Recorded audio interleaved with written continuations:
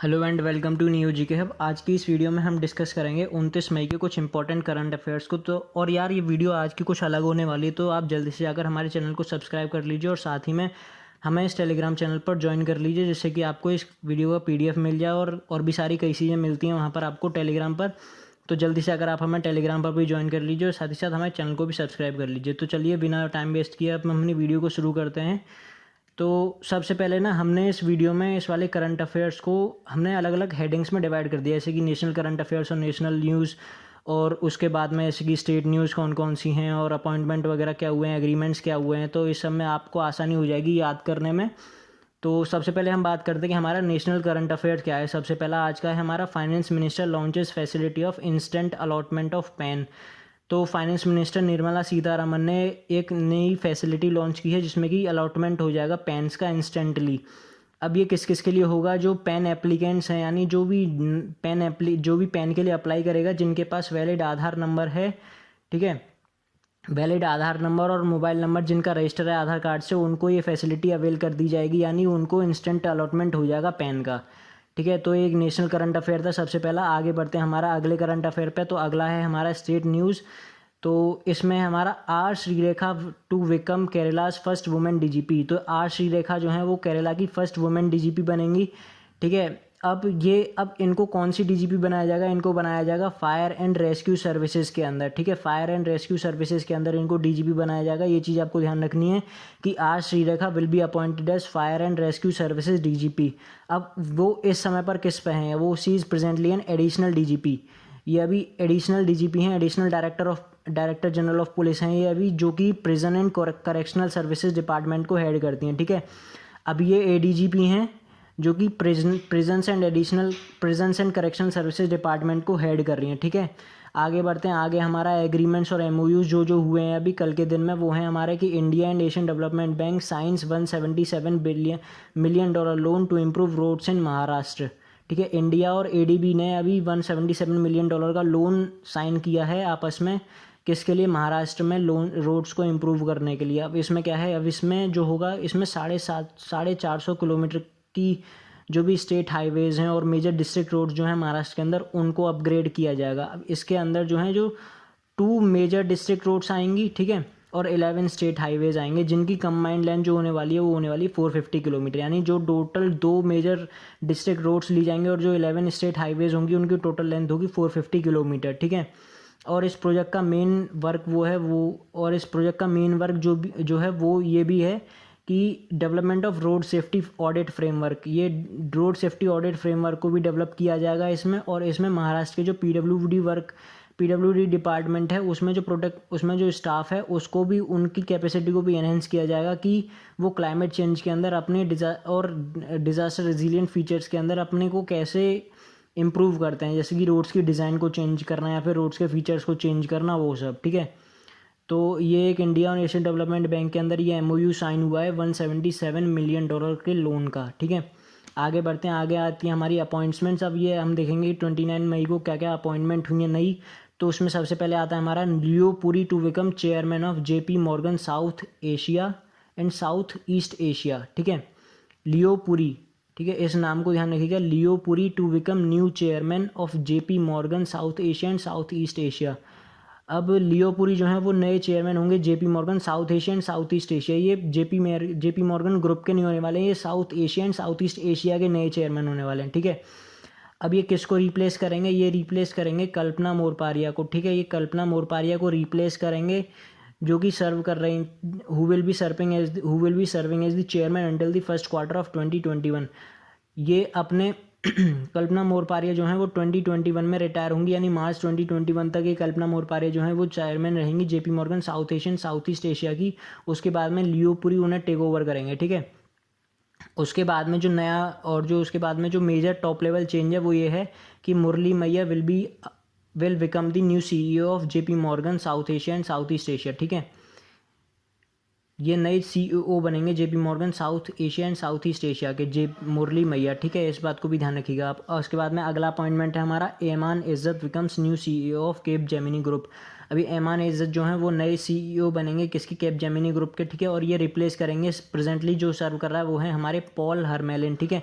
ये पॉल हरमेलिन को रिप्लेस करेंगे, ठीक है। लेकिन पॉल हरमेलिन जो है वो चेयरमैन के रूप में अभी भी बोर्ड के अंदर रहेंगे, ठीक है। चेयरमैन ये बने रहेंगे कैपजेमिनी ग्रुप के, लेकिन ऐमान इज़्ज़त जो है वो नए CEO बन जाएंगे कैपजेमिनी ग्रुप के, ठीक है, पॉल हरमेलिन को रिप्लेस करके। आगे है हमारा, आगे हम बात करते हैं, अगले अपॉइंटमेंट है हमारी, विप्रो अपॉइंट्स थियरी डेलापोर्ट, ठीक है। Thierry Delaporte as its new CEO and MD, ठीक है।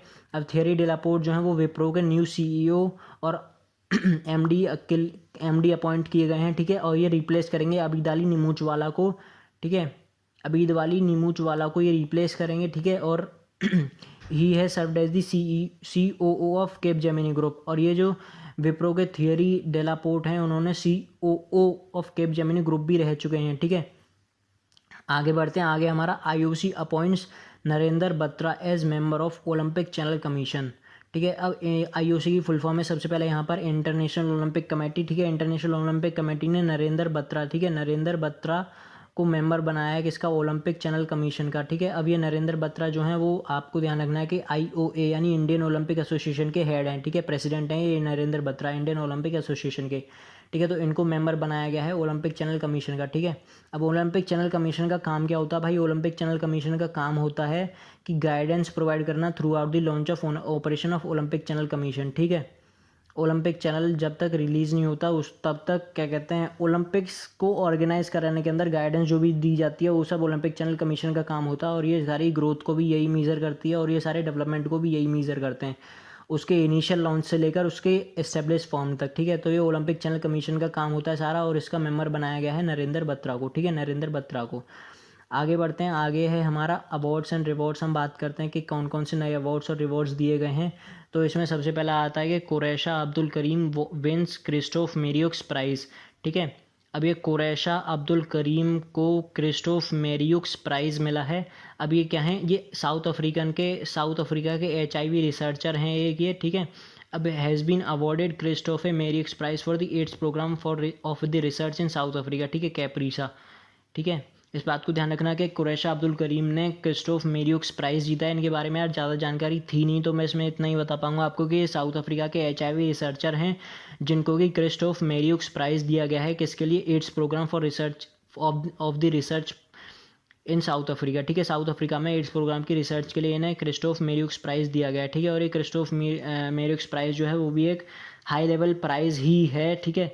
तो आपको ये ध्यान रखना है कि किसको मिला है, कुरैशा अब्दुल करीम को, ठीक है। कहाँ गए हैं ये, साउथ अफ्रीका गए हैं, ठीक है। आगे बढ़ते हैं, आगे हमारा आप कुछ इंपॉर्टेंट डेज़ की बात कर लेते हैं कि इंपॉर्टेंट डेज़ क्या क्या थे हमारे 29 मई को। तो यार सबसे पहला था हमारा international day of UN peace keepers, ठीक है। 29 मई को एक UN पीस कीपर्स डे भी मनाया जाता है, international day of UN peace keepers. और एक होता है हमारा वर्ल्ड डाइजेस्टिव हेल्थ डे, ठीक है।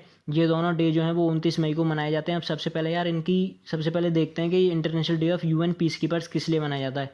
यार ये मनाया जाता है to honour all the women and men who have served as military, police and civilians in the UN peacekeeping operations, ठीक है। ये उन सारे वुमेन्स एंड मैंस को ऑनर करने के लिए ये डे मनाया जाता है जिन्होंने कि मिलिट्री, पुलिस और सिविलियंस के तौर पर काम किया है यूनिटरी पीस के UN पीस कीपिंग ऑपरेशंस के अंदर, ठीक है। और इसकी थीम जो थी इस साल की थी कि women in peace keeping a की टू पीस, ठीक है। ये थीम जो है इंपॉर्टेंट है, हर किसी डे की जो थीम जो है सबसे इंपॉर्टेंट रहती है। तो आपको बस यही चीज़ पे ध्यान रखना है कि थीम क्या होती है उनकी इस साल की, ठीक है। तो इस साल की UN international day of UN peace keepers की थीम है women in peace keeping a की टू पीस, ठीक है। और वर्ल्ड डाइजेस्टिव हेल्थ डे की थीम थी इस बार गट माइक्रोबियोम अ ग्लोबल पर्सपेक्टिव, ठीक है। गट माइक्रोबियोम अ ग्लोबल पर्सपेक्टिव, ठीक है, अ ग्लोबल पर्सपेक्टिव गट माइक्रोबियोम, ठीक है। गट माइक्रोबियम अ ग्लोबल पर्सपेक्टिव इस साल की वर्ल्ड डाइजेस्टिव हेल्थ डे की थीम थी, ठीक है। तो ये दोनों आपको ध्यान रखनी है कि international day of UN peace keepers की थीम क्या थी और वर्ल्ड डाइजेस्टिव हेल्थ डे की थीम क्या थी, ठीक है। आगे बढ़ते हैं, अब आगे हमारे कुछ इंपॉर्टेंट करंट अफेयर्स और हैं जो कि हैं हमारा सबसे पहला कि first chief minister of Chhattisgarh Ajit Jogi passes away.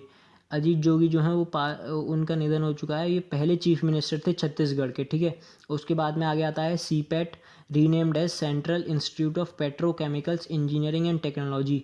अभी जो सीपेट है इसको रीनेम कर दिया गया है central institute of petrochemicals engineering and technology पर।